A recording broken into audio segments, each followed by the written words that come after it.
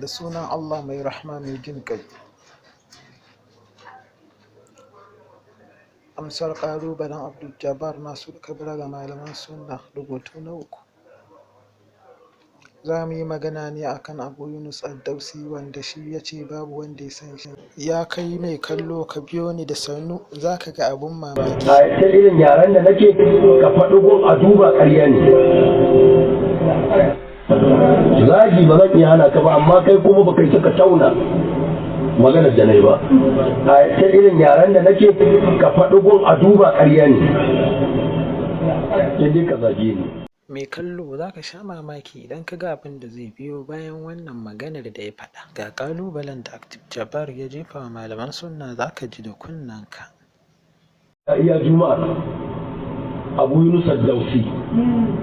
Ja nake majhuli ni na gaya muku, kun ji wani tari? Insha Allah ba iya kalla za ka yi ba, zan tabbatar ma ƙarya ne nan wajen. Yanzu za ka ga littafi, shafi, tarjama da cikakken sunan rawun da aka ƙaryata. Littafi na farko da aka kawo tarjamar Abu Yunus, wanda Abdul-Jabbar Nasiru Kabara ya ce majhuli ne, ba a san shi ba. Ga tarjama ta biyu ta Abu Yunus, wanda dai shi ɗin dai aka ce majhuli ne, ba a san shi ba. Ga tarjama ta 3 ta Abu Yunus, wanda aka ce majhuli ne, ba wanda ya san shi.